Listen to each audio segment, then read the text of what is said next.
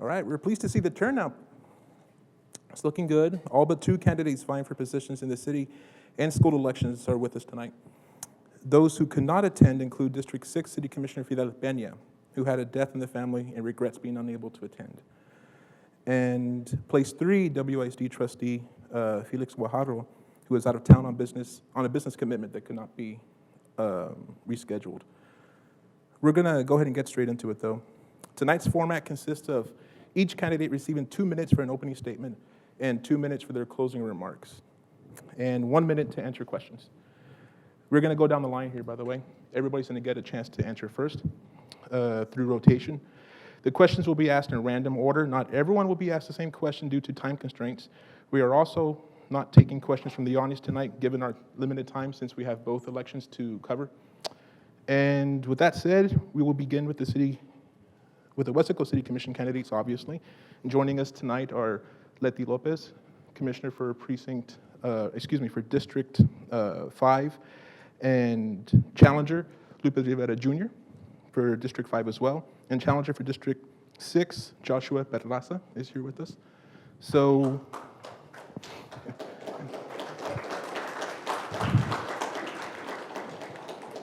I like the enthusiasm, you guys. But at the same time, make sure to try to give respect to the candidates tonight while they're in the middle of responding to these questions. They're on the hot seat, so let's try to help them out as much as possible. The first question is for Leti, and we're going to begin with, if there is a downturn in the economy and the capital improvement projects that are planned for the next few years need to be revisited, how would you prioritize those capital improvement projects?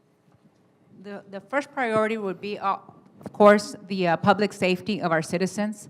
Anything that requires, that involves our police, our fire, our EMS, that would of course, top priority. That first and foremost. And then secondly, that would be, of course, our water lines and the services that we provide to our citizens of Weslaco. We're here to serve the citizens of Weslaco, and we want to be able to do it without jeopardizing their health and their well-being. So that's what I would do. Thank you so much. All righty, we're going to move on with Lupe Rivera Jr. Lupe, if you don't mind me calling you guys by your first name. No, it's fine. Just to keep, but just trying to keep it. What do we do, intros? Oh, I'm sorry. Yes, my apologies. Please introduce yourselves. My fault. Go ahead. We'll go ahead and start with Leti. Right. Good evening. Thank you so much for coming out here tonight. And I want to thank everyone for your support and your prayers. My name is Leticia Lopez. I go by Leti. I am a lifelong resident of the city of Weslaco, a parishioner, an active parishioner of St. Joan of Arc. And I felt that I needed to run back in 2013 due to the condition that our city was in. And I continue to feel that way, and that's the reason I've signed up to run for re-election. My election was just a one-year term, and I would like the opportunity to serve a full 3-year term. And I'm here to serve the community, everyone as a whole, as far as, yes, my priority is District 5, but I will receive calls from every citizen of Weslaco because every citizen of Weslaco is a taxpayer. So thank you.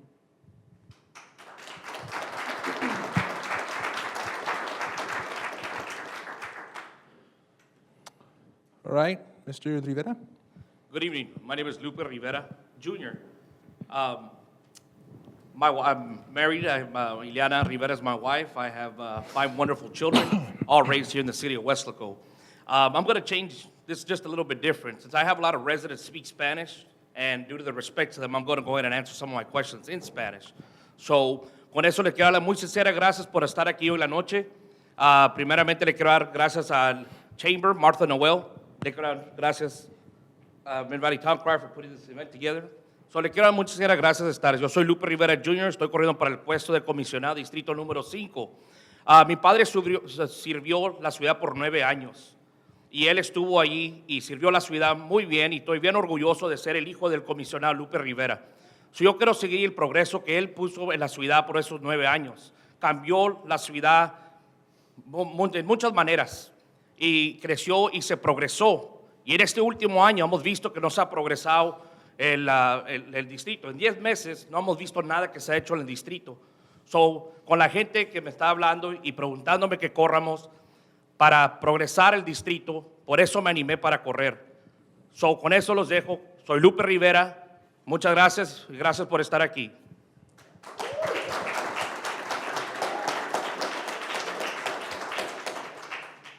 Go ahead. Hello, everybody. First off, let me start off by thanking the chamber, the town crier, and everyone who made this possible. Thank you very much. This is another way of getting out and meeting those individuals that we otherwise wouldn't have never met. My name is Joshua Pedraza. I am 41 years old. I am originally from Portland, Oregon. However, I've lived in Texas all my life. For the past 30 years, I have been a resident of Weslaco, 26 of which have been in District 6, what is now called District 6.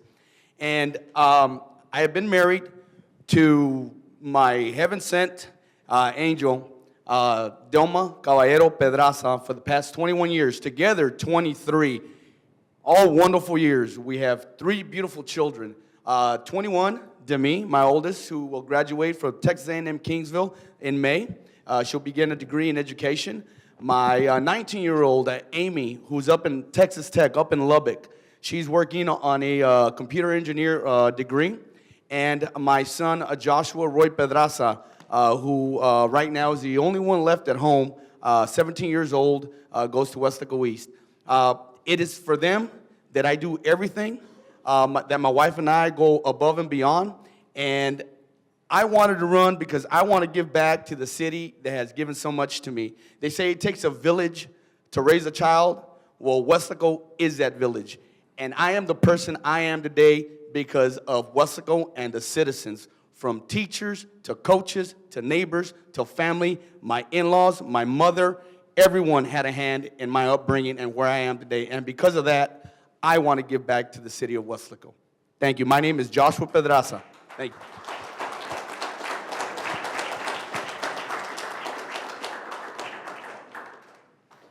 Okay, so let's move on. By the way, KWES, as Martha mentioned, is helping us out quite a bit tonight.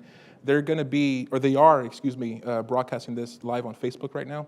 Like she mentioned, through the city of Weslaco and Weslaco ISD's KWES account, I believe. And of course, it'll be available for viewing afterwards, as well as on the YouTube channel, and I believe on the station tomorrow. But I'll remind you guys about that afterwards. That's, you guys don't mind if I refer to you by your first names? Keeping it intimate? Letty, Lupe, Josh? Okay. Let's go with, I believe Lupe Jr. is next, by the way. Thank you for correcting us on that. I appreciate it.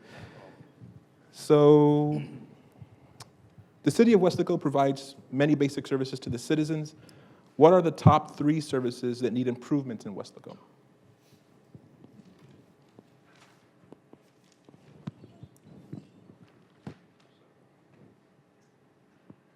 The basic services? Well, as we know, the 3 basic services that we've seen in the city of Weslaco, one of them is our brush pickup. As we've seen, I think at this moment we get it once a month, and I think if we do it more frequently, it kind of beautify our city. We've seen it around District 5 that I've been driving around. We see a lot of brush piled up everywhere. That could cause fire and, yeah, we don't want any fires or anything like that to happen in the district. So, we can do it more frequently would help out. Our alleyways, if we pass by District 5, we see mattresses, we see different items that are thrown in the alleys that I think we can improve on a little bit, and having a little more frequent cleanups through our alleys. Our trash pickup, the same thing. I think we have it twice a week. If we can do it more frequently, it would actually help us out, keep our city beautified and keep it a little bit cleaner. So those are, I think, the 3 basic services we need to provide that we can improve, which is brush pickup, the alley, and the trash pickup. Okay, thank you. Now, Josh, cities like McAllen have seen success in their partnerships with school districts. Why do you feel this hasn't happened in Weslaco? Truly and honestly, I think it's just a lack of communication. But I think I bring a unique perspective, being that I've been employed with the Weslaco Independent School District, which, by the way, is one of the best school districts in South Texas. I think I could serve as that bridge to close that gap. And All it does, it takes people, the right people, sitting down, putting their differences aside, and in the end, realizing that we're here for we're here for our adolescents, we're here for the community, and all we want to do is we want to thrive, we want to move forward, we want to progress. That's all we could ask for. Now, when my kids were growing up and they were involved in leagues in Edinburgh, I thought it was really, I was blown away by the number of participants. We had people from Roma, Harlingen, all over going down there to play in those leagues. What that does, it was the school district and the school district and the city working hand in hand to make sure that they were moving forward and doing what was best for the kiddos. I don't see why we can't do that. And I hope that I serve as the bridge to bring us closer together. Thank you. This question's for everybody. We're going to start with Josh and go back down the line. If elected city commissioner, how would you cast your vote for a comprehensive smoke-free ordinance that includes all indoor workplaces in Weslaco, including restaurants and bars? Josh. When thinking about this, it's like a double-edged sword, but I would definitely agree with it. I don't see why a 5-year-old or any child would have to be subject to secondhand smoke.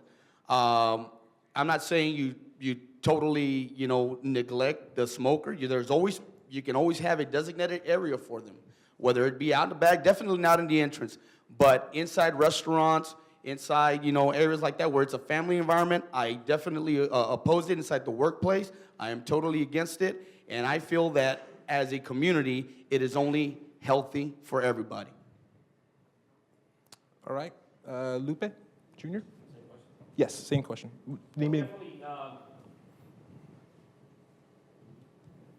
Okay. Well, definitely, I would vote in favor of it. Outlawing the city ordinance for any ban smoking. Like Josh said, the same thing. To subject kids to secondhand smoke, I don't agree with it at all. Basically, in 2009, I had a sister pass away of cancer. So that hits home. And my sister was never a smoker. So I don't agree with it. I don't think we should subject anybody to secondhand smoke, which would be liable to, cancer and so forth. That I just don't believe that it's a right thing to do. I would definitely vote for it. I don't say outlaw it, of course, but you do have the designated areas, especially if we can do it outdoors, would always be the best for everybody. But our health, our public health is always my priority. Thank you. Letty?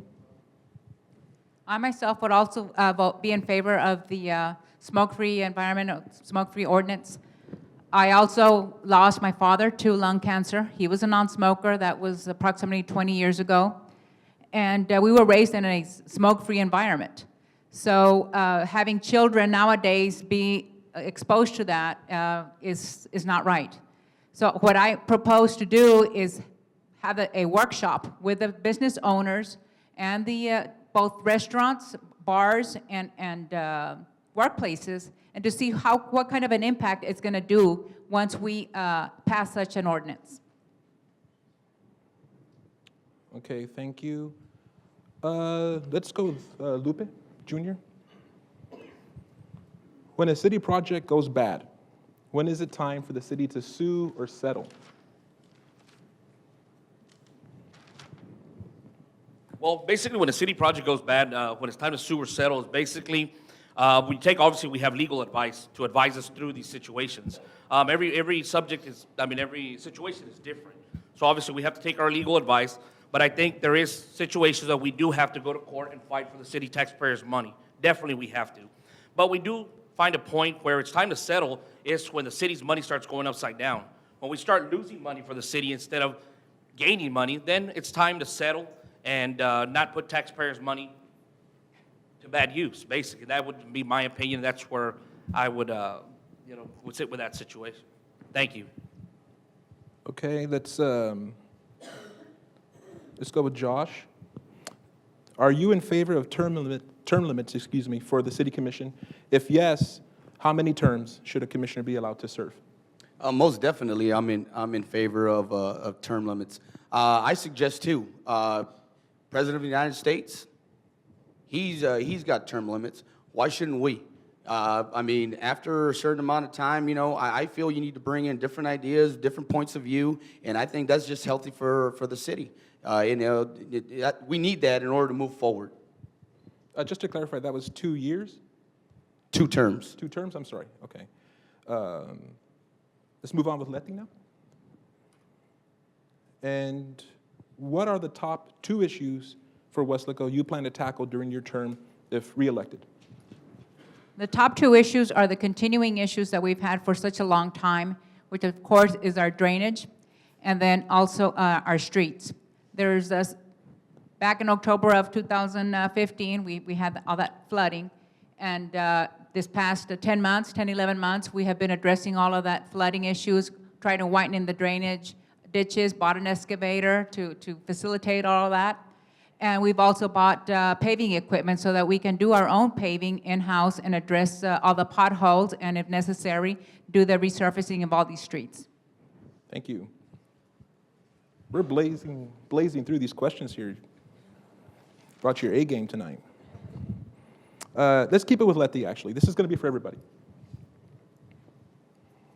What has motivated you to run for office? That's kind of a double-edged sword kind of question. I was initially motivated to run back in November 2013 when I saw that the status of the condition the city of Weslaco was in as far as the city commission. What I saw, what I witnessed firsthand at attending the city commission meetings was a lot of compadrismo going on when contracts were being given out. I also got motivated because I was raised by my parents by being service to our community, helping our neighbor, helping anyone in need. So when I saw that my brother also ran for a city school board and was making an impact to the school district, I felt the opportunity, the obligation to step up and do the same in the capacity that I could and the experience that I brought as far as almost 30 years of accounting experience.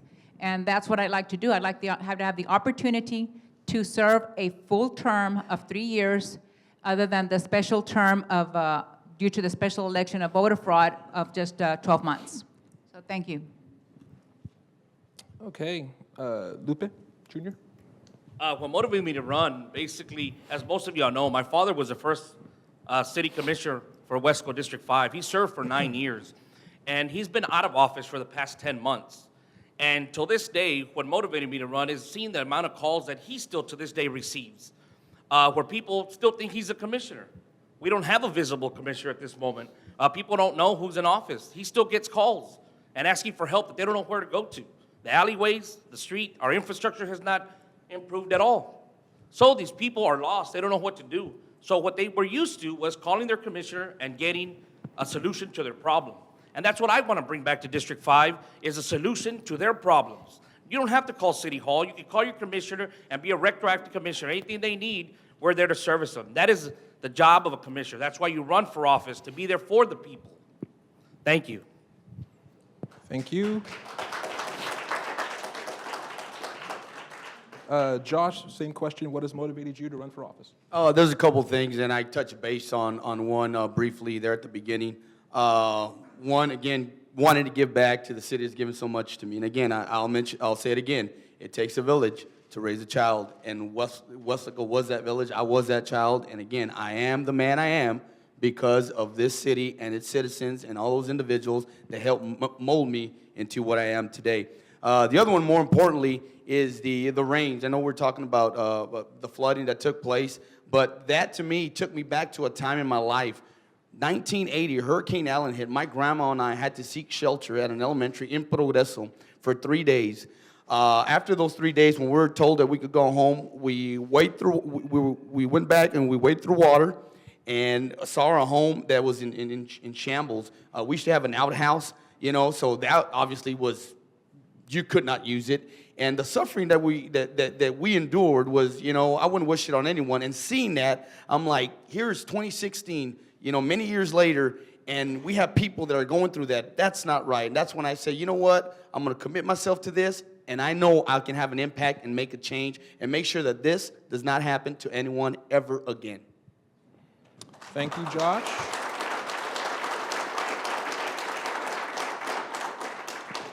We're going to stick with you on this question because what you were discussing kind of dovetails into this one. What do you view as being the biggest challenge in your district? Without a doubt, infrastructure, but specifically drainage. I know that some of the pipes we have are from the 1940s, and I understand we can't take care of it all at once. I understand that, but when the citizens of the areas that were flooded still tell me, and walking those neighborhoods, like nothing's been done. Nothing's been done. That bothers me. That irks me. Why not? How do we prioritize these things? Who says that we're going to work here and do this first? I mean, these people went through this flooding and they suffered. I had a friend whose mother passed away during the floods, and the ambulance was unable to get to her because of the water. I mean, to endure that, I don't think anyone should. So that's my main focus for this district. It would be the infrastructure, specifically drainage. Thank you.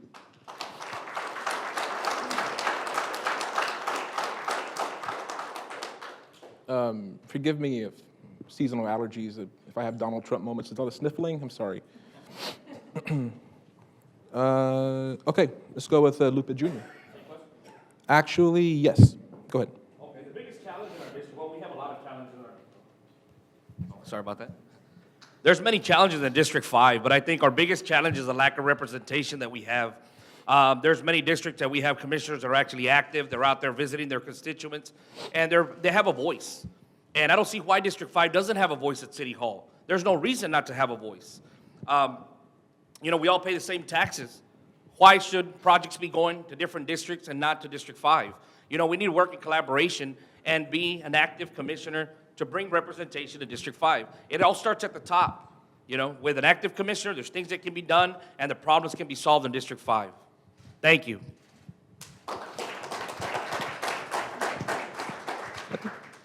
Yes, go ahead. Okay, in my district, again, yes, I have been active as a city commissioner.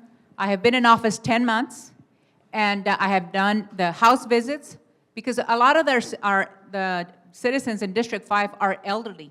They're homebound. So what I've been doing is I've been visiting, giving them my business card with my personal mobile number.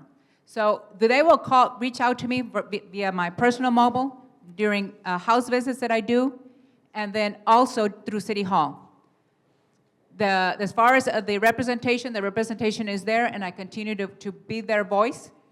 As far as things being done at District 5, we have a lot of things being done. We just got a Boys and Girls Club that was opened. We've been renovating the parks in District 5, the Mayor Paulo Peña Park. I submitted an application for a grant for the Isaac Rodriguez Park to get that renovated. So things are moving along, and that had not been going on for quite a while, and I look forward to working with the City of Weslaco and the school district.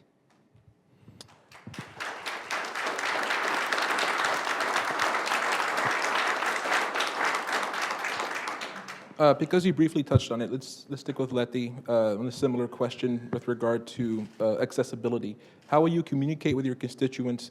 It's a familiar question, and stay accessible to them. I stay accessible to them, first of all, home visits, phone calls. I give them my personal mobile, and that is the only phone line that I have, my personal mobile.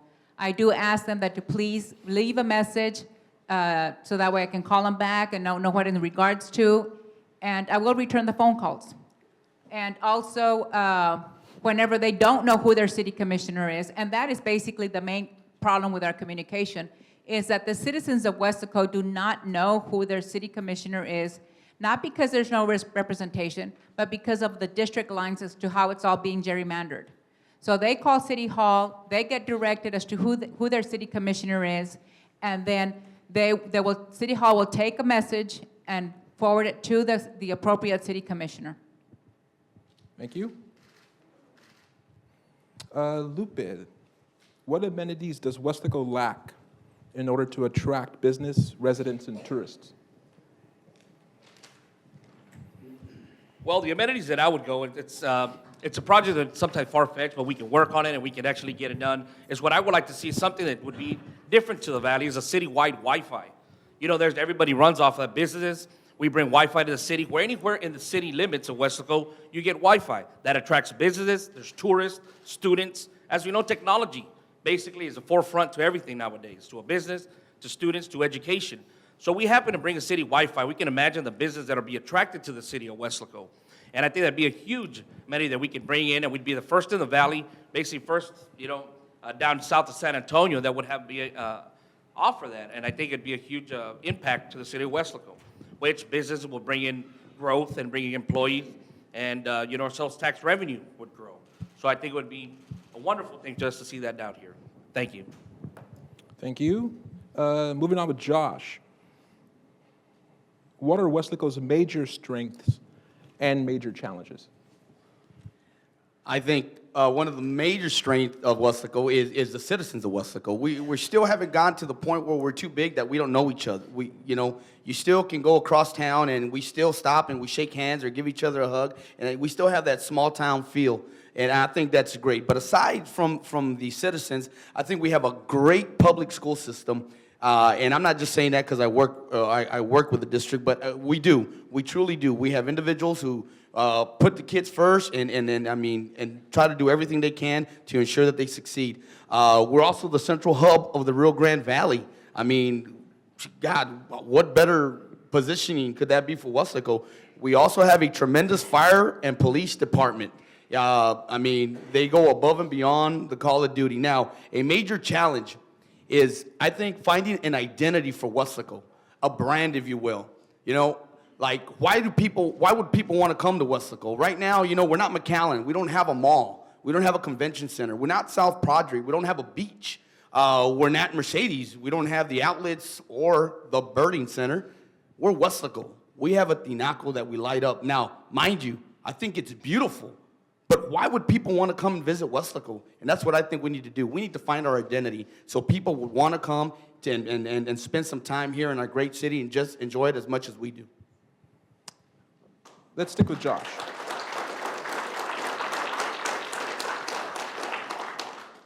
Like I said, sticking with Josh, what are your ideas on fostering partnerships between the city and higher education institutions here, such as UTRGV, STC, Texas A&M Kingsville?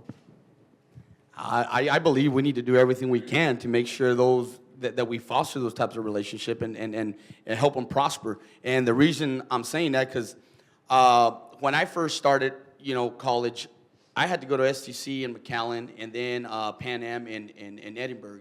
And that put a strain on me financially with gas and being away from my family and all that. Now, on the flip side, my daughter, my oldest, my Demi, she'll be graduating with a degree in education through Texas A&M Kingsville, but she's had the luxury of attending classes here in town and online, also STC prior to that. And I see what it has done for her and her children, how she can, spend a lot of her time and then, boom, 10 minutes before class, take off, and then if there's an emergency, come right back financially, not that much money on gas, what have you. So we need to do everything we can to ensure that these types of relationships prosper for our children, for, whoever is going to college. It's a win-win for both the city and the universities.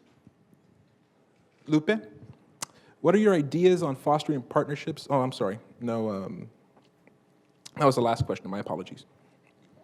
On supporting business growth, what is the City Commission's role? I'm sorry? On supporting business growth, what is the City Commission's role? Well, adequately funding the EDC and the chamber, since they're the forefront of the marketing for the city. I know that they go out there and market it. I know that what we would do is fund them where we can actually go our partners to the south, right here in Mexico. We have, if you go down these autopistas coming into the United States, we see, you go down there, that there's marketing ads for the cities in the valley. I think we need to grow where the city would fund the chamber and the EDC to go into Mexico and bring in, better our tax revenue. If there's more sales tax, there's better, the city will grow. and we bring in bigger businesses, and people will shop in Weslaco, and it's a win-win situation for everybody. Thank you. Thank you. Moving on with Letty. What are the basic roles? Actually, this is going to be for everybody, beginning with Letty. What are the basic roles of the Weslaco EDC, the Weslaco Chamber of Commerce, and the City of Weslaco, and how should these entities work together? Well, the basic role of the EDC is, which best terminology to use is the EDC is the bank. They're the ones that have the funds because of the collection of the half-cent sales tax. And their job is to be there and give incentives for businesses to come into Weslaco, to see that there is an incentive as far as an object or a project that is viable. As far as a business necessity, we were needing to produce or have a retail store here, that's the EDC's role. Now, the Chamber of Commerce will already nurture the existing business relationships that we have here as far as the members. That's their role, is to maintain and retain those customers or those vendors here in the city of Weslaco. The city commissioner's job is to oversee the spending of the EDC. Everything that the EDC does has to go through the city commission to get approval. They cannot spend any money without city commission approval. Thank you. Lupe, same question. Well, it's going to be a collaborative effort between these two, the EDC, the Chamber, and the City of Weslaco. Basically, them working together would bring in businesses, basically. And, bringing in business, it brings in, attracts tourists. And the same thing, we increase our sales tax revenue, which is a goal of the city. And basically, when we start working, collaborate together, it's a forefront, it's a plan, we improve our marketing plan. And, we increase our city, and there's different growth. We grow by leaps and bounds. So, it has got to be a collaborative effort between all these three entities. Very good. Thank you. Josh? Okay, the main priority for the EDC is to create jobs and to attract businesses and to support existing businesses. The main job of the Chamber of Commerce is to encourage and promote commerce within the city, basically in a sense to advertise. And for the City Commission, we are the taxpayers, we are the shepherds of the taxpayers' dollar. Now, the way this should work is hand in hand. All right, I know there's a hierarchy, there's more of a vertical alignment here, but it should be more side by side and always putting the citizens and the community first and doing what's best for them. We got to nix the turmoil. We got to learn to work together. We got to put our differences aside and know why we're in the positions we're in, and it's for our community. And if that's not in the forefront, then change needs to be made.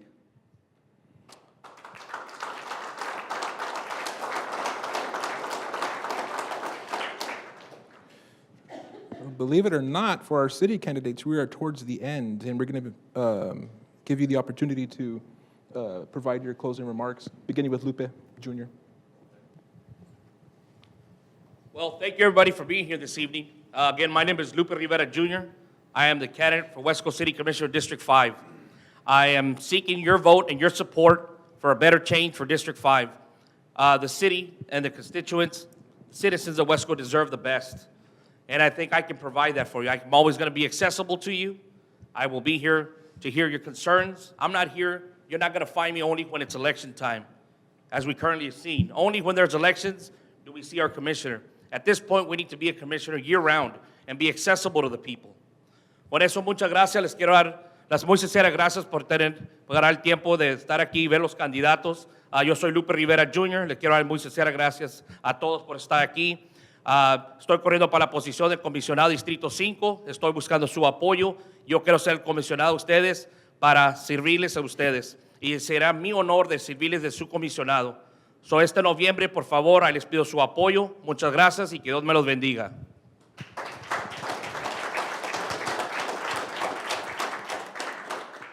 Again, thank you so much for coming out here tonight. I am Letty Lopez, and I actually reside in District 5, and I am a lifelong resident of District 5. I live there my 52 years in that same household, and I plan to live there through the end of my golden years. And I am investing in the properties there. I'm looking at other properties to see how we can improve the livelihood there in District 5. I am accessible. People do know me. I do go out and reach out to people. A lot has been done in this last 10 months. The first year, it said that it's a learning year.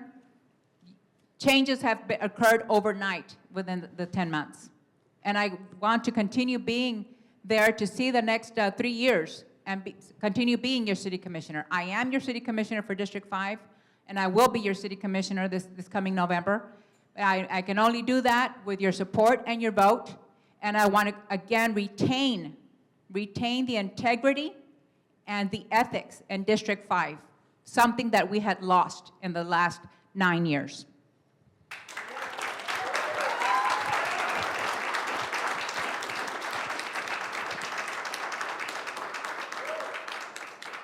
In closing, I just, again, want to thank everyone who took the time to come out here and listen to us speak. And we really appreciate that. With that being said, my name is Joshua Pedraza. I am seeking your vote. I'm asking for your vote for City Commissioner for District 6. I am a hardworking individual. I commit myself to whatever it is I am gonna embark on. I bring integrity, I bring commitment, I bring honesty, and most and above everything else, I put the community up in the forefront. I have, for 18 years of my life, I have been an educator, and I love, teaching these kids, mentoring these kids. One day I'm a counselor, the next day I'm a father figure, the next day I'm a friend, I'm someone that they can lean on and cry with. Now I want to do that with the rest of the community. I'm truly in it for the good of the people and for their advancement. That's what I'm here for.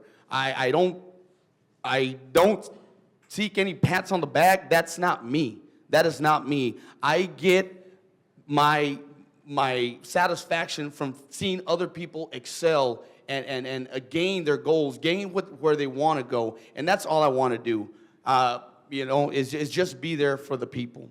So with that being said, I am the change we need.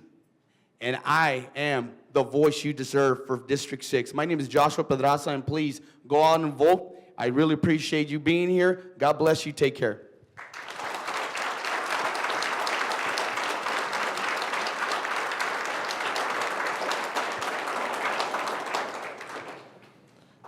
These are your city candidates. Sans Mr. Peña, Commissioner Peña, who, like I mentioned earlier, for those maybe who came in afterwards, wasn't able to attend because he had a death in the family. We'd like to thank everyone who was here tonight participating. Thank you. We should give him another round of applause, especially since it's not easy being up here.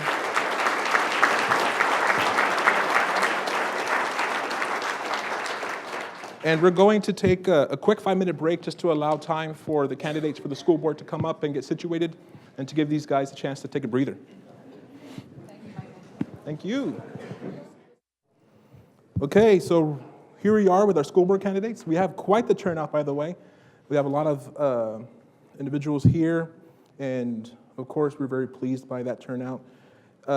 Joining us tonight is Erasmo Mo Lopez, the incumbent for place 1. And to his left, we have Javi Herrera, challenger for place 1. We also have Roy Ramirez Gelo, also challenger for place 1. And we have Edelmiro, goes by Eddie, Davila, place 3. Ed, I'm sorry. And Patrick Kennedy for place 3, as well as Dr. Richard Rivera, incumbent, running unopposed.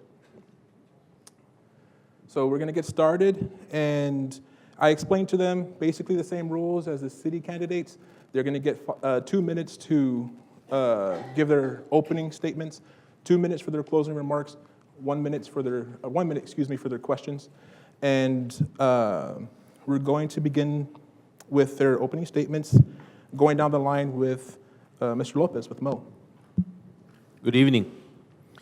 I would like to start off, first of all, by thanking the Chamber of Commerce, the town crier, KWES also for being here tonight and making this possible and putting this all together. It's really important that our citizens, not only those present here today, but all citizens, all of our community know what is going on and get to make their choice, an educated choice on who the correct or who the right candidate is for any office in which we vote for. My name is Erasmo Lopez. I live here in Weslaco. I'm your current school board trustee, serving as vice president of the board of Weslaco WISD. I've been on the board since 2009. I already messed up. I'll start again. I need to recognize the love of my life, my sweetheart. That's a big boo-boo, and I hope the community doesn't take that against me. Nice catch. But my love of my life, Monica Vanderveer, thank you for being here for me and also other friends that are in the back. I've been on the school board since 2009 and served since then. At this point, I am the vice president of the board, and I know that being on the board has been difficult, to say the least, but challenging, yet very rewarding. I have the opportunity to coexist with teachers and principals and all the people that really do care about what's going on in our community and with our students. We're doing everything we can to get our children, your children, ready for the next step in their education, which is college. Soon, it will almost be impossible to get a job without a college degree or without some college. It's up to 65%, where in 2018, 65% of the work will require some form of college or technical education. Thank you, and I appreciate y'all being here tonight. Thank you.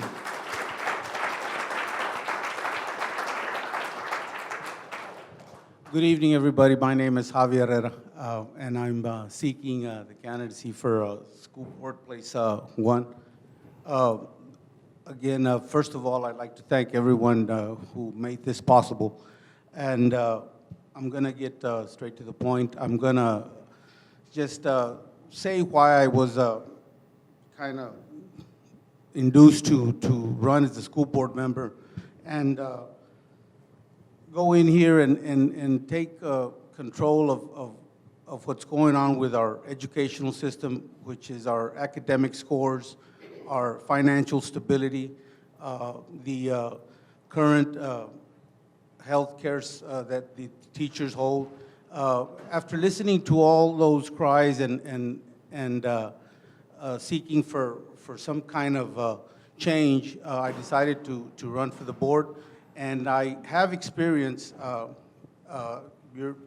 20 years ago, I was a board member, and I bring experience to this board because of the decisions that we had to make back then, which are very, very similar to the decisions of this, this current year, taking an initiative and getting a superintendent that can, run our school district the proper way and always look at the financial stability of our school.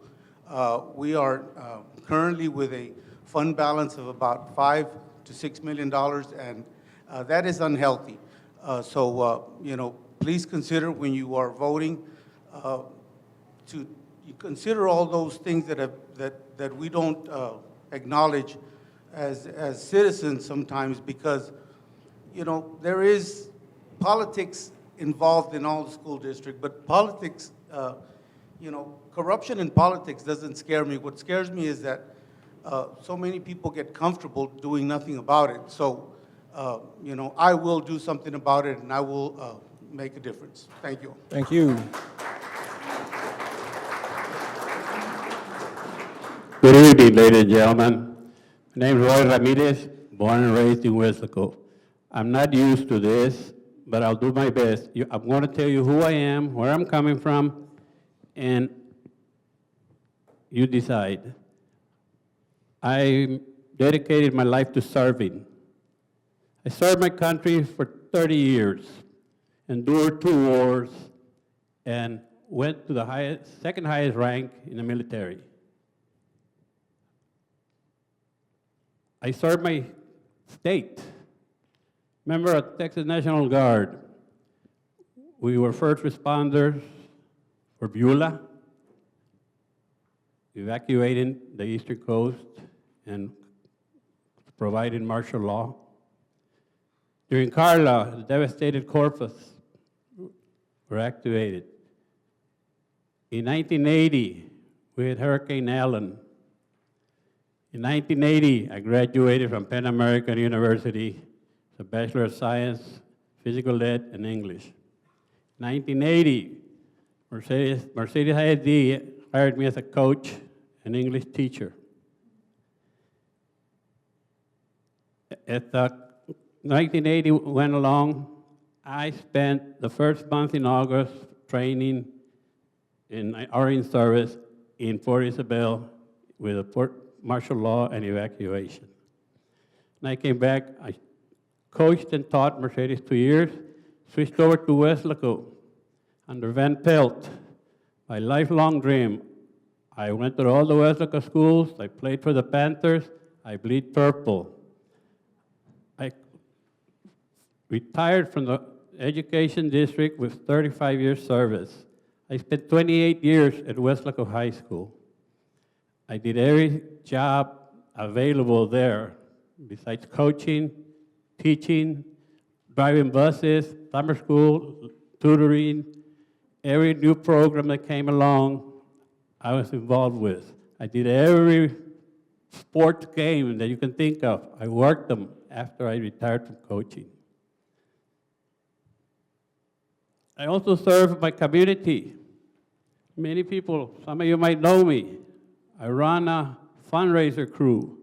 We've done fundraisers for all kinds of families from Weslaco. Sir, Medical, funerals, lack of money, and so on. sorry to I interrupt. know I'm going overboard, but this is the only way I can introduce myself. You want me to stop? I'll stop. Yes, please stop. That's rude, yes. No, I'm not being rude. I'm just making mark of the time because we only have 2 minutes and we want to get to as many questions as possible. And we need to move on now. And I think, Ed, I'm sorry. Yes. you're next. Thank you. Sure. First of all, I'd like to thank the moderator and those of you that are present here today.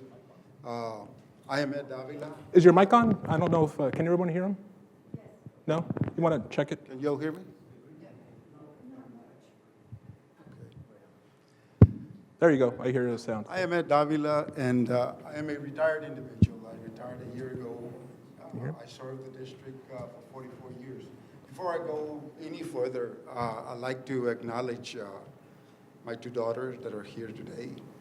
Dora Davila Cavazos, who is a doctor in chiropractic and practices that profession here in Weslaco. Could you please stand?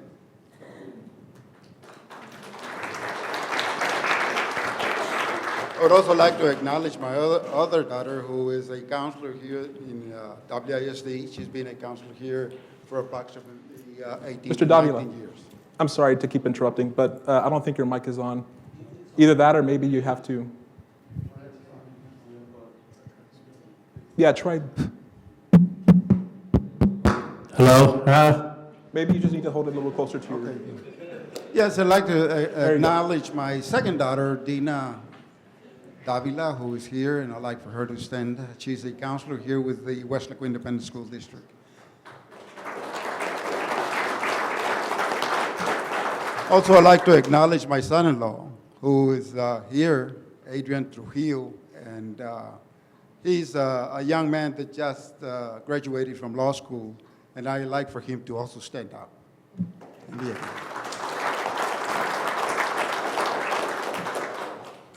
With that being said, I'm Ed Davila, and I would like to serve the school district and this community as a board member. I know that if elected, my experience in education, which I will share with you later on, will be an asset to this district. I've graduated from the following institutions. I graduated from Pan American University with a Bachelor of Arts degree. I also graduated from Texas A&I University with a master's degree in administration. I obtained the following certifications. I have a teacher's certificate, I have a principal certificate, I have a superintendent certificate. And as I mentioned earlier, I worked or served this district for 44 years. This experiences in education, I think will help me address challenges that the district might face later on if elected as a board member. As far as experience, I am a veteran.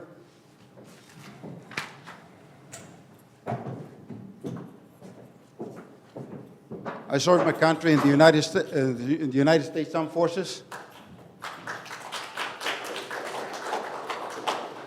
Thank you, Mr. Kelly. And Go I ahead. served as a sergeant in the United States Marine Corps. I also was employed by the United States Department of Agriculture as a radiation equipment operation. This is just history that I want to relate to you so that you can, I guess, to get to know me better. I'm sorry, sir, but we're going to have to move on. It's already been beyond 2 minutes, and we have to move on. Good evening. My name is Patrick Kennedy, and I'm running for the Weslaco School Board. When I was a little kid, I was always taught that Weslaco was in the middle of the valley, and it was a great place to live. You could go to McAllen, you could go to Harlingen, a small town without the hustle and bustle of the big cities. And today, that's still true. But when I became a city commissioner and a teacher, I got to know a lot about your children, about your grandchildren. I got to know a lot about the people of Weslaco. And we're more than just the middle of the valley. We're the heart of the valley. And you see a lot of potential in your children and grandchildren. There's a reason why the Idea Academy is building their headquarters in Weslaco, because they know that our children are some of the brightest in the whole state of Texas. They know that our teachers are some of the best teachers here, and our people are some of the hardest working people in the Mid-Valley. We have the potential to not just be the heart of the valley, but the mind of the valley, where the ideas come from, where innovation comes from, the ideas that will drive our part of the state from here until the future. I want to use my experience as a former city commissioner and a former teacher and a current practicing attorney to build that future, to make Weslaco the heart and the mind of our region and help serve your children in our community. And tonight I'm here to ask for your vote. Thank you very much.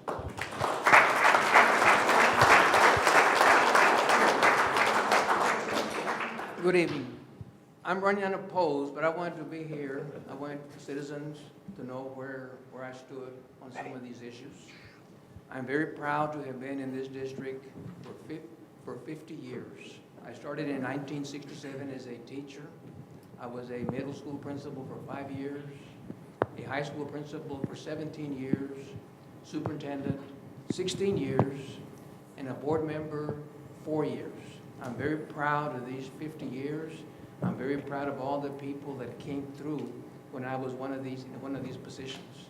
And I will say that I graduated from Mercedes High School. So now I can say at one time I was a tiger, a proud panther, a proud wildcat. And now I want to say that I've worked at Ed Chelsea now for the past 4 years as superintendent, so I've been there 4 years. So I'm very proud of what I have done during these 4 years. And I know that during these 4 years, so many people were touched that came through when I was in one of these positions. So I see people that are here right now that I was their teacher, their coach, their principal, their superintendent, and now a board member.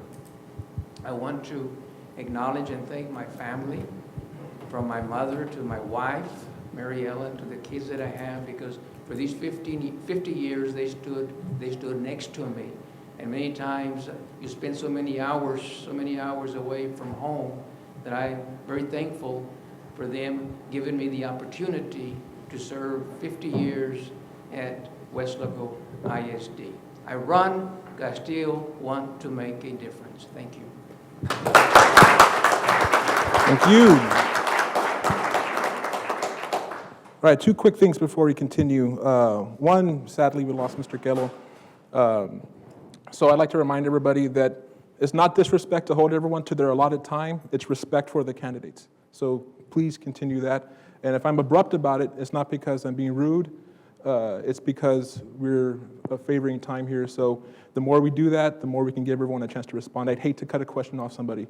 So, and the second thing is, we really want to hear you guys, especially since we're broadcasting this right now on Facebook Live. Make sure that you try to hold the mics a little bit closer to you so we can hear you. And they'll signal me, let me know if there's an issue with the mics. But we're going to go ahead and get started now with Mo. And this is actually going to be a question for everyone, however. And we're going to move on down the line. What are the ideal qualities for the position of superintendent of schools for Weslaco ISD? And why do you think those qualities are necessary for Weslaco? The ideal qualities for a superintendent are integrity, vision, knowledge, and experience. They're very important to have these qualities due to the fact that we are choosing the leader, or we will have the leader of the whole school district. It's not a part-time job, it's a full-time job. When Dr. Rivera was there, he did a tremendous job, and I want to thank him for being there for, I believe it was 19 years, Doc? 16 years as our superintendent. Our new superintendent will have to have those qualities to be able to make the day-to-day decisions that is required of them to run a district of the size of Weslaco. They will have to be able to make financial decisions and curriculum decisions in regards to what our children are learning. They will have to be a cheerleader at times, a supporter, and at times they will have to be a strong arm. Thank you. Thank you. Javi? Okay, I'm going to echo what Mr. Lopez says and the qualities that we look for a superintendent with all those qualities, vision, all that integrity and honesty.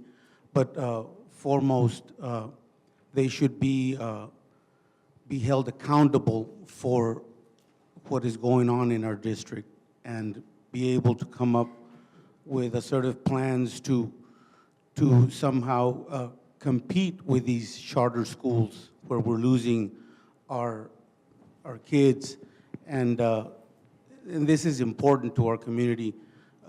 These charter schools are taking away our kids, and this superintendent needs to come up with a vision as to how to retain all our kids and still be competitive in the UIL leagues and competition. With that being said, those are the things that I would see in a superintendent.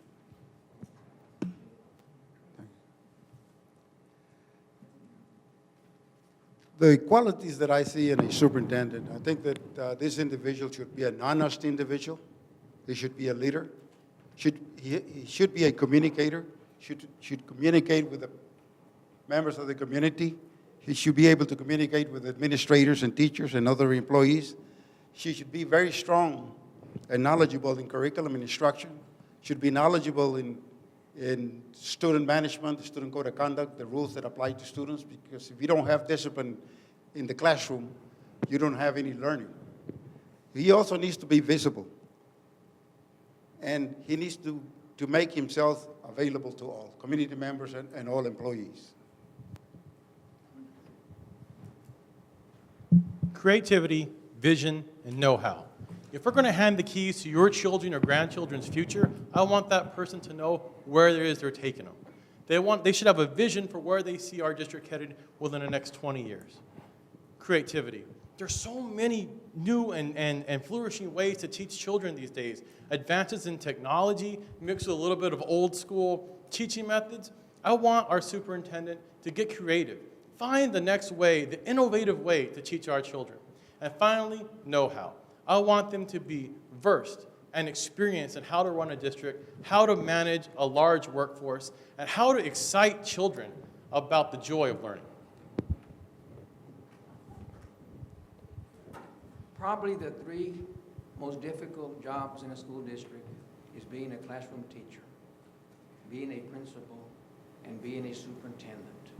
A superintendent has to have so many qualities, but One of the ones that I feel are the most important is having a vision. Excuse me, Dr. Rivera, but they're having trouble hearing. Thank you. Having a vision as to what you want to be in that school district. You have to be a leader that can take all the people together and bring them together as a team. But most of all, a superintendent, and this is one of the toughest jobs we're going to have in this school district, to hire a superintendent. He has to be a people person, a person that can go to any school, say hello to any person in that district, whether it's a bus driver, a custodian, a maintenance, a cafeteria, a security guard, a teacher, an assistant principal. He or she has to be a people person that will go out there so people can feel comfortable with this individual. Thank you. We're going to stick with Dr. Rivera, actually. This question's for you, sir. In this day and age of shrinking budgets in education, how do you plan to ensure that our schools will continue to have the resources our students need to make them successful? Again, being a superintendent, again, is the toughest job around. And this superintendent has to have, whether he or she, so much knowledge in the area of finance. You have to know the monies that you have. You have to come up with a balanced budget, but a budget that meets the needs of all of the students. So with the additional less monies, because the state has always given us less monies, you have to find different ways on how you're going to get your monies. And one of the biggest things available is to go out there and look for grants. So again, a superintendent has to be visionary. He or she has to know how much money you have and find a way that you spread this money around all the departments in a school district. Thank you. Patrick, moving down the line, what is your understanding of the term micromanaging, and how do you plan to apply that understanding to your term? My understanding of the word micromanaging is where you have a supervisor who's constantly looking over a subordinate's shoulder and say, do it this way, do it this way. And I don't like that. I like to give people creativity to use their minds, use their thoughts, and really work. When I was a teacher, I worked under a great principal, Mr. John Garlick, and he would give us a set of directions and say, this 6 weeks you need to teach X, Y, and Z. And that would be passed down to our curriculum supervisor. And basically they would say, for example, this week you're going to teach about Harriet Tubman, you're going to teach about the Underground Railroad. And that's it.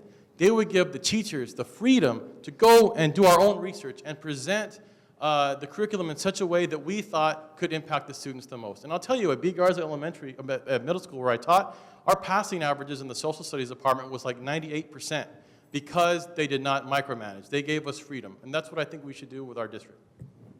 Thank you. And moving on to Ed, how does your professional experience relate to education?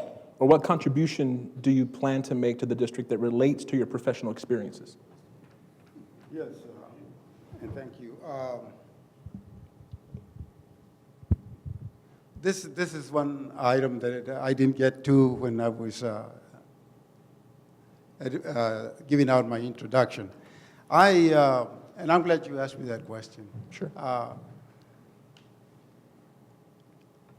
I was a teacher here at Weslaco, with the Weslaco Independent School District. I started in 1971. Then I moved on, and I was promoted to assistant principal at the junior high or at a middle school. I was also principal at a middle school. I was the principal at Weslaco High School. I spent 21 years at Weslaco High School as an assistant principal and principal. At the same time, I was holding two positions. I was executive director for administration at the central office level. And then I was promoted to assistant superintendent also at the central office level.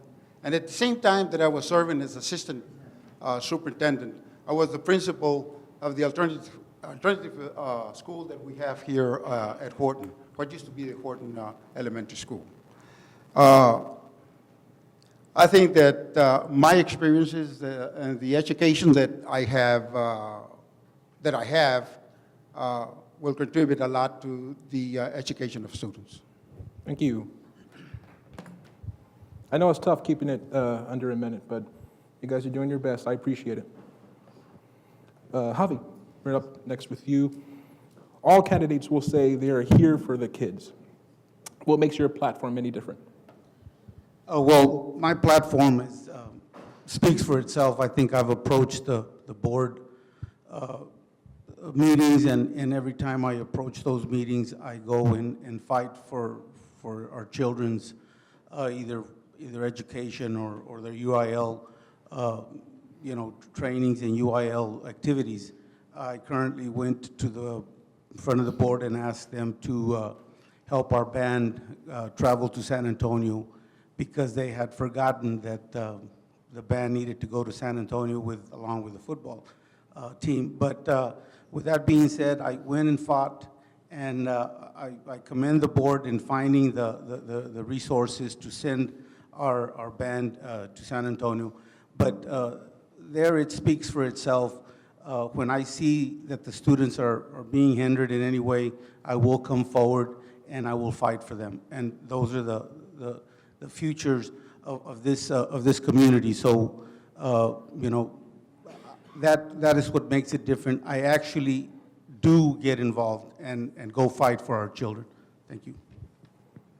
Mr. Lopez, Mo? Yes. How is or should the district combat the competition from charter schools in the area? That's a very good question. We are currently, as a matter of fact, we had a workshop and in discussing the issue of students lost to charter schools. And apparently what we are lacking, or one of the big things that we're lacking, is a marketing strategy to keep our students involved, to keep our students happy and make them feel proud of our district. There's a lot of good things going on in Weslaco. We are not advertising them, and we're not pushing the way we should. I am Weslaco proud. I know there's a lot of people that are Weslaco proud, yet we have the competition, which does have an effective marketing strategy, and that is what this board is presently in the process of developing, a strong marketing program to keep and retain and bring back our students. Thank you. Thank you. All right, let's keep it with Mo. This is a question for everyone, again. What is your position on the current direction of the school district with regard to student academic achievement, college readiness, and early child development? Well, I'm going to see if I don't forget that. It's a three-way question. But we'll start with the current condition of our district needs improvement. Our superintendent right now, Filomena Leo, has started a rigorous training program for our principals. And the reason I know that is because my partner's a principal, and I get it firsthand. We have a training for this, we have a training for that, and it's all involving the changing standards in which our education program is taking. We must move forward and train our teachers to prepare our children, to prepare the kids for the next step. We must keep them involved in our education, in where they're getting college hours while they're still at school. Charter schools do not offer that. So our kids are need to be more involved. We need to have our parent involvement, also stronger parent involvement to keep our children. If the parents don't support their kids' education, it's very hard for us to do it at school. Thank you. Javi, same question. Do you need me to repeat? Yes, please do. What is your position on the current direction of the school district with regard to student academic achievement, college readiness, and early child development? Well, on the student academic achievement, I was there last night in a workshop, and I support what the district is doing. I'm in favor of it. I just think that it should have been done a little bit earlier, like 3 or 4 years ago, and we wouldn't be in the position that we are in right now. But other than that, it's very important that we concentrate on the academics and also the the scores that are needed for our kids to attend college, which is the ACT scores. When those scores are high, then a parent will pay less in college, college tuition. So we have to strive a little bit more in taking those ACT tests and practice and prepare our students for those tests, because those are the ones that measure the success, and it's very important that they are high, especially for the students that plan to attend college. Thank you. All righty. Ed, do you need me to repeat the question, or? No. Go ahead. I'm okay. My position on this is that the schools, the teachers, and administrators should instill on all students, starting at the elementary level, the middle schools and the high school, that all students can learn and will learn. I strongly believe that all students, starting at high school, all high school students should be given the opportunity to take dual and concurrent enrollment classes. Those are classes that they get credit for a high school diploma, and they also get credit for college credit or higher learning institution. And also, I think that all students should be given the opportunity to also enroll in advanced placement classes to prepare them for the future. Thank you. Patrick? Yes, sir. I think we're doing an outstanding job when it comes to college readiness. About a year ago, I was asked to speak in front of a group of some high school students from Wesco High and Wesco East High School, and I got to talking to them, and I thought, gee whiz, I'm glad I didn't go to high school with these kids, because they would blow me out of the water. They're so smart. I mean, when they're going to college, we're producing doctors, lawyers, engineers, people who are just, I mean, these kids are going to these advanced classes and they're doing an outstanding job. I think on college readiness, I think we're doing a very good job. When it comes to early childhood development, I think the district can do a better job when it comes to bilingual students. A lot of students who speak only Spanish when they come into our district, I think we could do a little more attention to them, because studies show that if early enough, if you can get them to learn English sooner, they will do better in school as they get older. Okay? If they don't learn their English skills fast enough, their academic performance tends to go down, and then you risk a dropout. So I think we can spend some more resources on early childhood development. But overall, college readiness, Wesco is on top of the ball. Dr. Rivera? Yes, let me say that there are many kids here in the valley that come to school and they cannot read.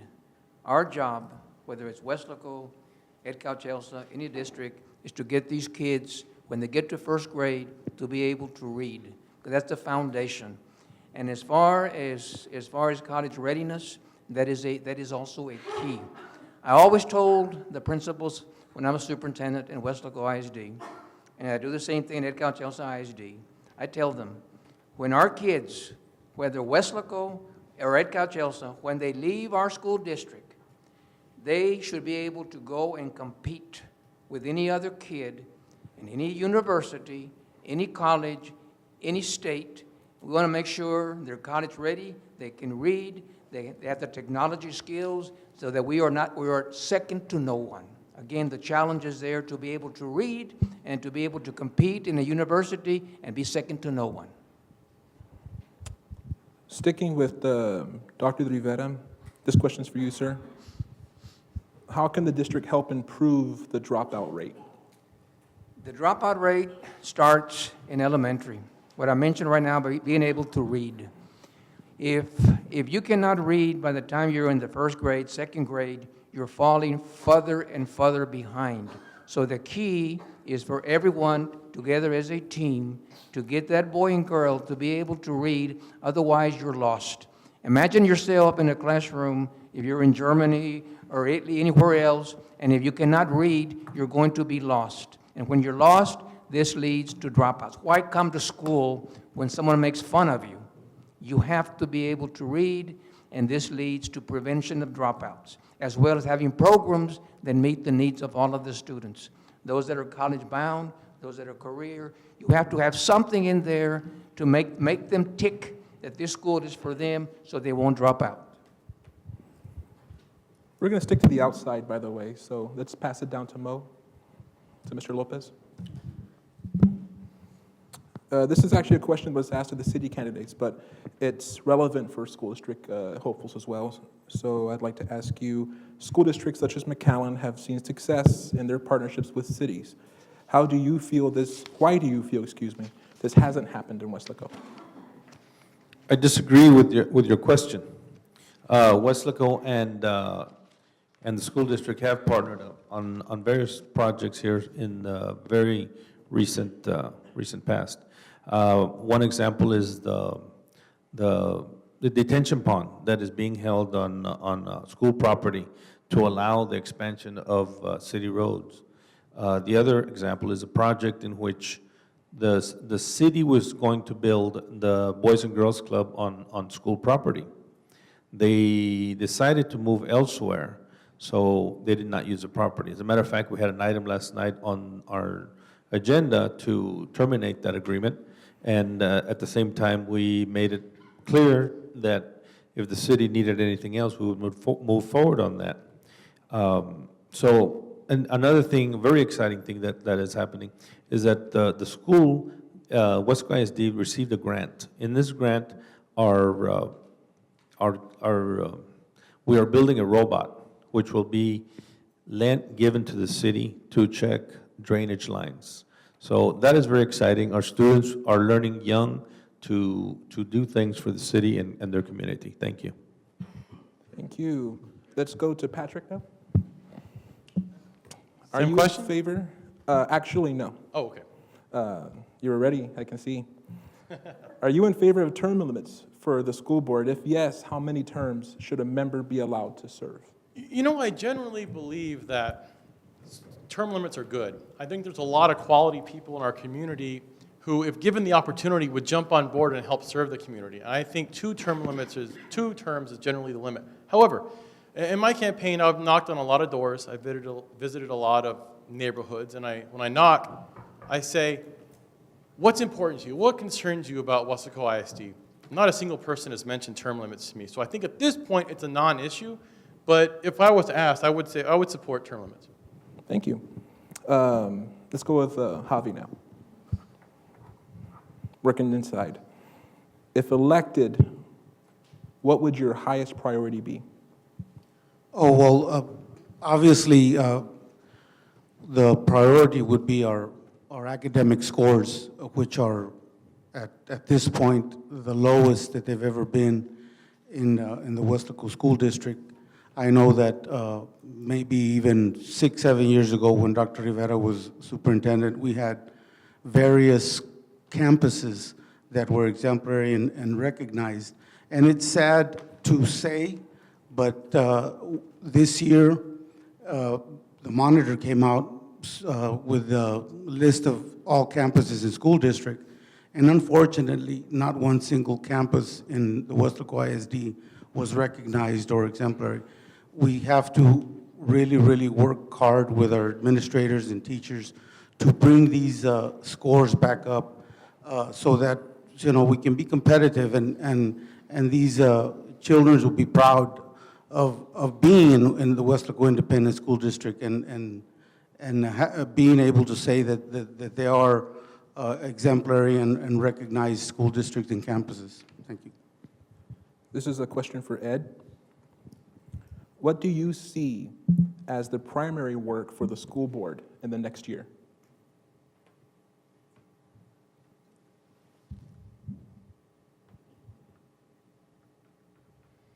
I see that the school board, in conjunction with the administration, I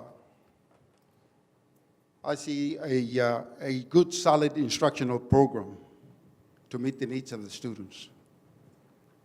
To have highly qualified and certified personnel with a college degree or higher. Also, I would like to see all central office administrators with a master's degree to better serve students, parents, the community, teachers, and other employees. Thank you. Let's go with, going back to the end with Dr. Rivera.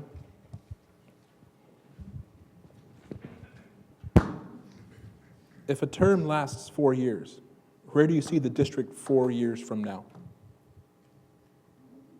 In 4 years, this school district has to move forward, especially in the area of technology.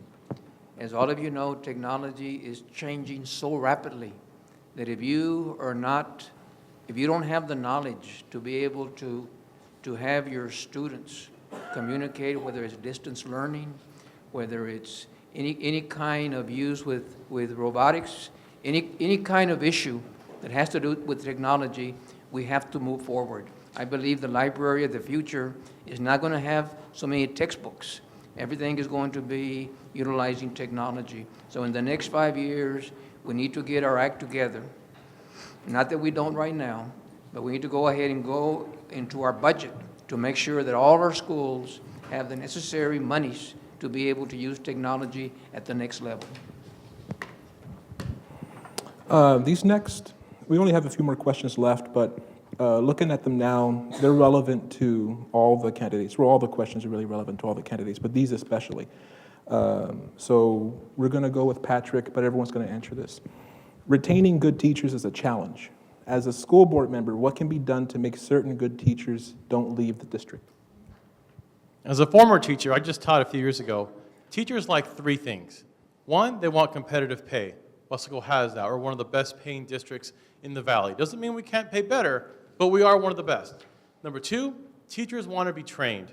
They want to know what are the latest methods of teaching children, especially brand new teachers. A lot of the turnover rate when teachers quit are first-year teachers, and because as a first-year teacher, you walk into a classroom and you're just simply overwhelmed. Give them proper training. Teach them how to manage a classroom. Teach them the little tricks that kids like to use when they learn. That'll keep the teachers around. And third thing, give them administrators who will back them up when there's a problem in the classroom. And as a former teacher and as a future school board member, I hope, I want to tell the administrators, if you support the teacher, I will back you up as well. I want to create an atmosphere where our teachers have the proper support they need. And I think you give them those 3 things, teachers will stick around, and you'll get some good ones. Thank you. Ed, same question. I think that in order to retain good teachers here in WISD, the board members, the central office administration need to provide the teachers with the tools, the equipment that they need to teach the students. This is on a daily basis. They need the tools and equipment. They need to be respected. WISD teachers need to be respected. I've heard in cases teachers complaining that they don't have enough respect. Also, we need to provide a yearly pay increase for these teachers on a yearly basis, every year, a pay increase comparable or better than the adjacent districts. And also, we need to give the teachers the opportunity to provide input and voice their concerns on their respective areas. Thank you. Javi, do you need me to repeat? In regards to what my constituents have said, I agree with all of that, and I also would like to add that providing our teachers with the best tools and arsenal to educate our kids is the #1 priority. We also need to take into consideration that if a teacher has dedicated 20, 30 years of her life to this district and this community, they should be put on the forefront when there is promotions. We need to promote from within, and that way our teachers will strive to do better, because they know as they do better, they will climb up the ladder and become one day a superintendent. And I think every teacher's goal is to become a superintendent or a principal and to stay involved with our students. Also, to provide them with the best health coverage possible. You know, with everything going on with our healthcare system, it's really hard. But providing them with the best I think will keep most of our teachers here. Thank you. Mr. Lopez? On your question, you say certain good teachers. And I'm going to start off by saying all good teachers need to be retained. We have TA has implemented a new rating system for the teachers that makes it difficult for a teacher to move forward if they're not doing a good job. Our principals get rated also. Everybody gets rated. So I agree with that system, and also with other colleagues here on the table that keep the pay, get them the good pay, get them the resources they need to do their job, and treat them fairly, and treat them with respect. You do those things, and that's what we do right now. West School have good teachers all the time. One important note that I need to bring out is that Wesco ISD has not had a job fair where teachers come and apply. We have 20, 30, 40 applicants that sign up for every available opening. Teachers want to work with us. Thank you. Thank you. And just to clarify, use of the word certain was actually referring to how do you get the job done and not necessarily a limited amount of good teachers. In other words, how do you ensure this will happen? It says some good teachers, not all. Some? Oh, I'm sorry. Here it says what can be done to make certain good teachers don't leave the district. It could have been a change I made on my end, but forgive me that. We're going to pass the mic down to Dr. Rivera. He hasn't had a chance to respond to this question. Thank you, by the way, Mr. Lopez. Can you repeat the question? Sure. Retaining, good teachers is a challenge. As a school board member, what can be done to make certain good teachers don't leave the district? Well, as you mentioned, pay is one factor, but another factor is to be treated with respect. And that teacher needs to be allowed to be able to teach without interruptions. The teacher should be well-equipped with the material needed to be able to teach, and provide opportunities for all our teachers to go during the day or at night to get their master's degree, and then pay them the additional monies to get the master's degree. The key in education is to have a well-equipped teacher in front of boys and girls to be able to get the student success that we need. Thank you. Hang in there, everybody. We have 2 more questions left. We are at the finish line. And with that said, we're going to come back down the line with Patrick. This is a question that's a given, of course. It's asked of everybody, but it's important. This is for everybody. What has motivated you to run for office? Over the last couple of years, I've had a lot of new neighbors move in down the street, a lot of them with children. And I see them playing in the yard, and my wife is pregnant. We have our first daughter is going to be born in February. I'm really proud of that. And what's more than I see, I also have a little, my niece is also 6 months old this month. And what I see what these parents doing with their children is they're more than just playing and taking them to sporting events. They're sitting down, they're reading to them. And I see in these children, my neighbors, my niece, my future daughter, the future of Weslaco. When I talk about the heart and I talk about the mind, I want to build something, a district that will ensure that they have a chance to have a quality education, because a quality education means a better life. It means a better community. It means a better Weslaco. And that's why I'm running for school board. Thank you. Ed, Same question? what has motivated you to run for office? Well, I know that the people that are here that are running for office, they have different reasons.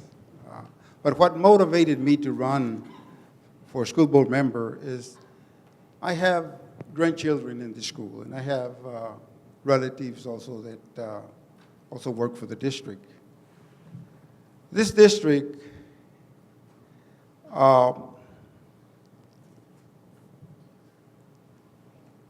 in the last 5 to 6 years has not, to me, in my opinion, has not made progress. In a recent board meeting held in September, there was a report given to the board where our district this past year, of course we don't have the students' performance for this year, this current year, but this past year, were lower than the previous year. So that, to me, it's a no-no. And I like to see the district's student achievement improve. Thank you. Javi, same question. Well, what has motivated me to run was, quite frankly, when I attended a workshop. I really went to find out why my daughter sadly told me that they weren't going to go to the game because the district didn't have any money to send the band to San Antonio. Once I heard that, I called the band director, and he said, yes, we don't have any money, we're not going. So then I went to that workshop and realized what was going on, and quite frankly asked why there was no funds for the band to go to San Antonio, and the response was that it was a very tight budget. But nonetheless, like I said, they found the money to send our band, but there was no need for me to go and fight for them, because these are our children. They come first. They should have known that the football team doesn't travel alone without the band. So what motivated me to run is seeing the condition that the school district is in financially, and with my past experience, I think I can be very instrumental in helping Westlake WISD rise again. Thank you. And Mr. Lopez, what has motivated you to run for office?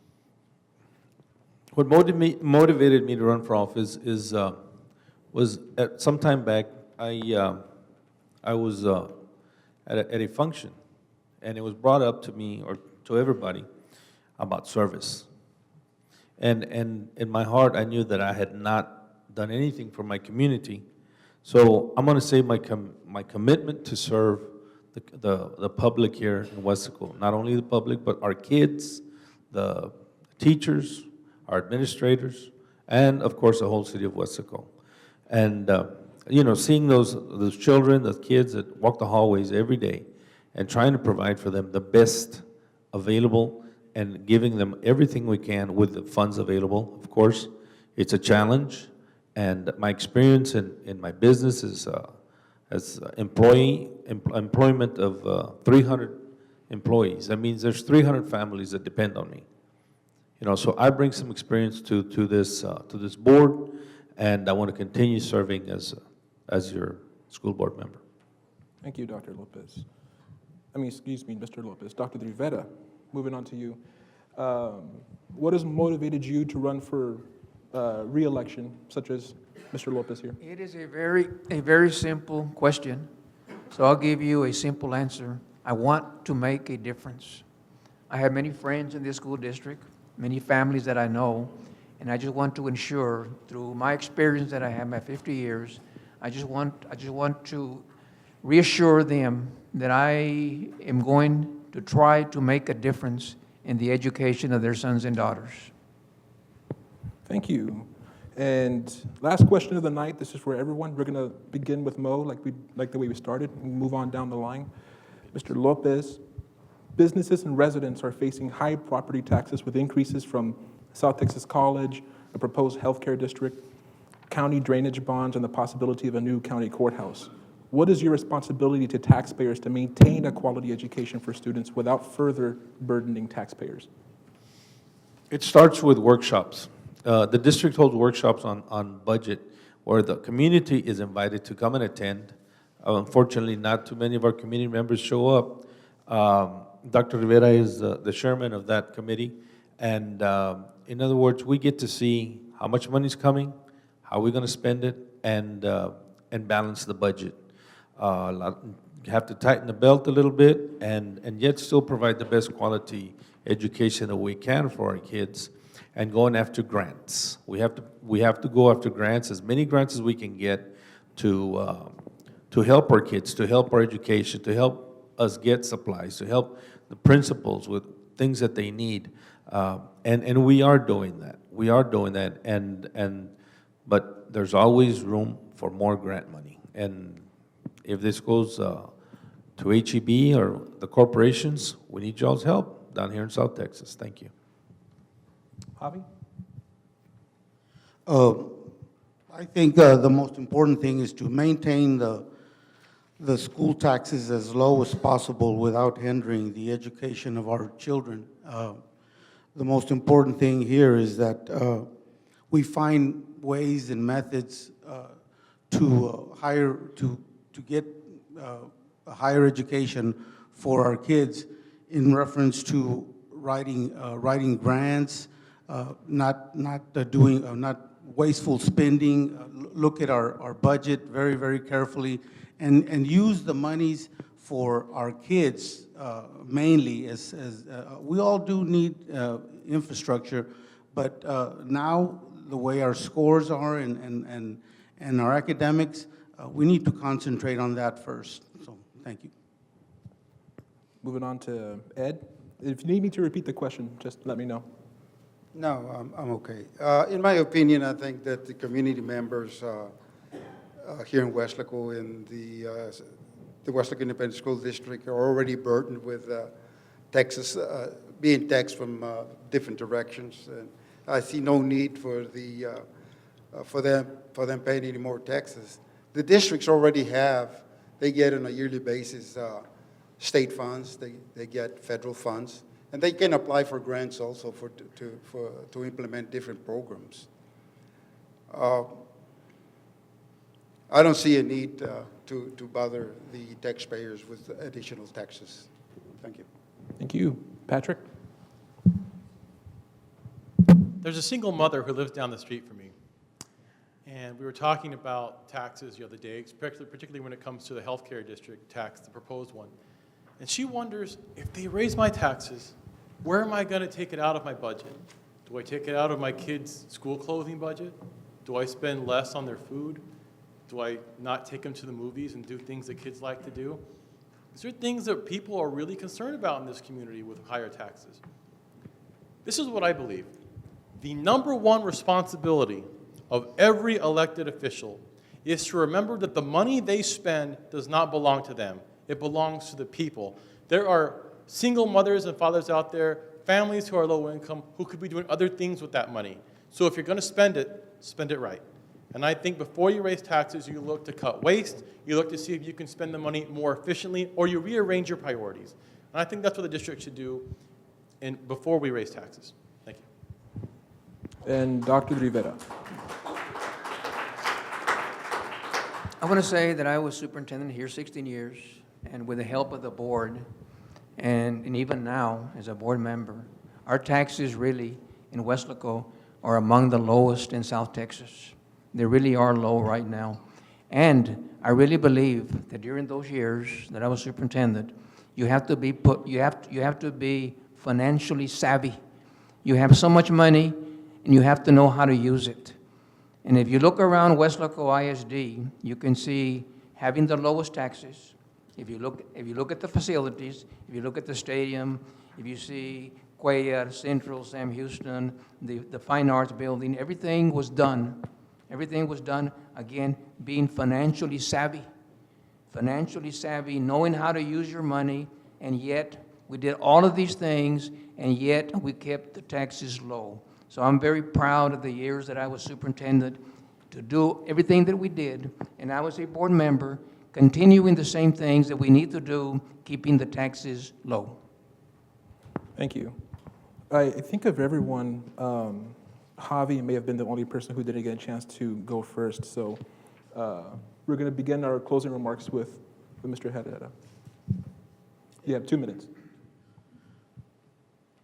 Again, my name is Javi Herrera, and I'm here to ask for your support. And quite frankly, you know, I've put an ad in the paper that says this: when elected, Javi Herrera will stand by these principles, will work hand in hand with the faculty administration to increase student academic scores, find a solution to surpass rival schools and compete with transferring of kids to neighboring schools, as well as increasing students' average daily attendance, ADA, ensure that all university interscholastic leagues UIL competitive programs are funded equally and accordingly, for example, academics, band, and athletics, aid in providing the most efficient health and dental care to all our district employees at a reasonable cost, stop the wasteful spending, strive on regaining the trust of the community by taking responsibility as a board member and having a fiscal and fiduciary responsibility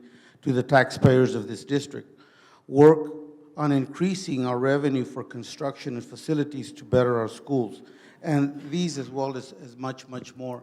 And all I ask is that, I humbly and respectfully ask for your vote and support at this time of crisis to join me, Javier Herrera, to make Weslaco WISD rise again.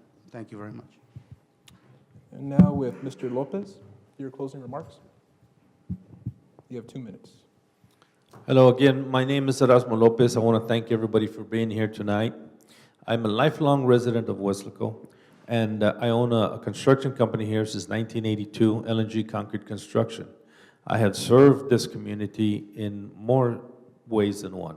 I help all the churches here, and I'm not talking the fried chicken places.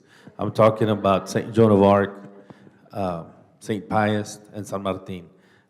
Anytime those priest calls me that they need some help for anything, I'm there for them. And the same thing now, I'm serving as your school board trustee here in Weslaco. Have done so since 2009. I love it. It's a learning experience every day, and we move forward and we work with kids, we work with teachers, and we work with the superintendent. Right now the challenge we have moving forward is getting a new superintendent on the seat and getting a smooth transition, as smooth a transition as we can, to put the leader to work with and have them work with our administration, with our staff, with our teachers, and make our children shine. As Dr. Rivera said, our children should be able to compete, and they will be able to compete, graduated from Weslaco High School. Our kids graduate with up to as many as 24, 25 hours of college credits, possibly more.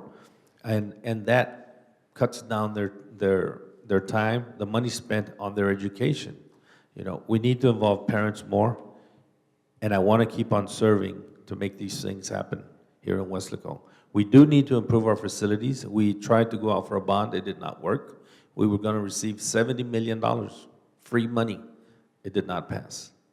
And that's okay. We have to look elsewhere to see what we can do to move forward and build our buildings and make Weslaco second to none.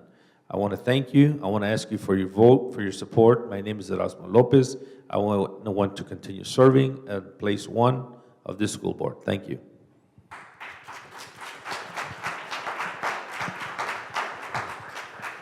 We're going to rip around to the end to Dr. Rivera with your closing remarks. Again, you have 2 minutes. I believe that education is a great equalizer. It doesn't matter what your last name is, the color of your skin. If we can provide opportunities for our students to open up those doors for them, they can be successful. I know that I was very poor growing up, very poor. I know a lot of people that are here also had difficult lives. But education opened up doors for me. And I believe that with a real good, solid education, we can open up doors for all the boys and girls of this school district so that they can be successful. I believe that our job is student success. And with this philosophy about education being equal, again, our kids so many kids have left this school district successful, and many more will continue. So again, my favorite word here is education is the great equalizer. Let's take advantage of it.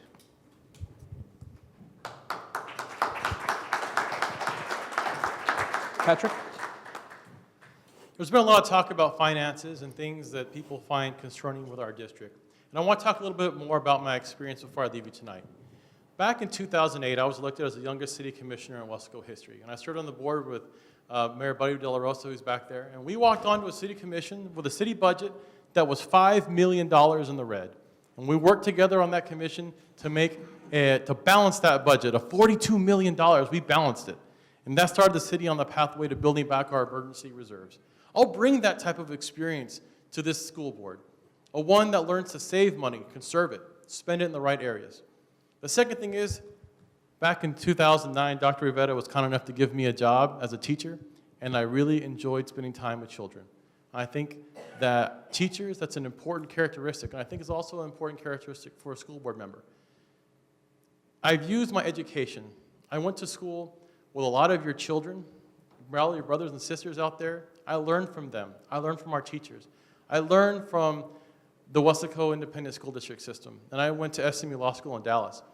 I sat next to President Bush's private secretary. She was a person who sat next to me. On the other side of me was the daughter of the royal architects for the Queen of England. That's some pretty tough competition. One of them drove a Lamborghini, a black Lamborghini to school from Monday through Thursday and a pink Lamborghini on Fridays. I competed with them because of what I learned at Weslaco Independent School District. And if I can do it, just a schmo from downtown Weslaco, your kids can do it. And they can do greater things than any of us ever could. I'd like to be given the opportunity to help build that with my experience, with my education, with my passion. And ladies and gentlemen, I'm here tonight to ask for your support. If you'd like to know more about me, go to my website at www.facebook.com/electkennedy.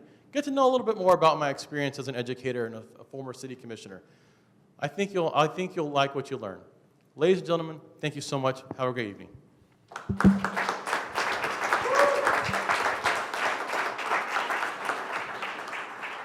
With ending. I'll make my conclusion short. If elected as a board member, the district will have my utmost dedication. I will make good, honest decisions in the best interest of the students. My intentions are to help the district achieve success in all concerns. I want to be the voice for all Weslaco ISD employees. I am Ed Davila, and I humbly request your vote and support for place 3 in the Weslaco Independent School District Board of Trustees. Thank you.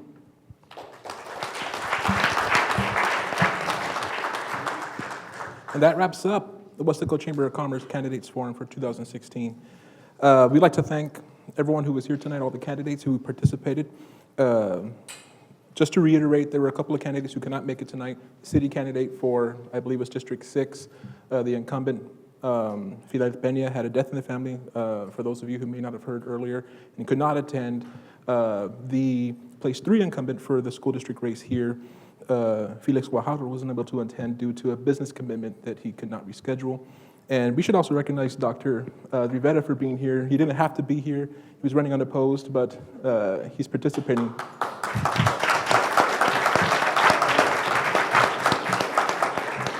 And we'll just call that the round of applause for everybody because everyone was great.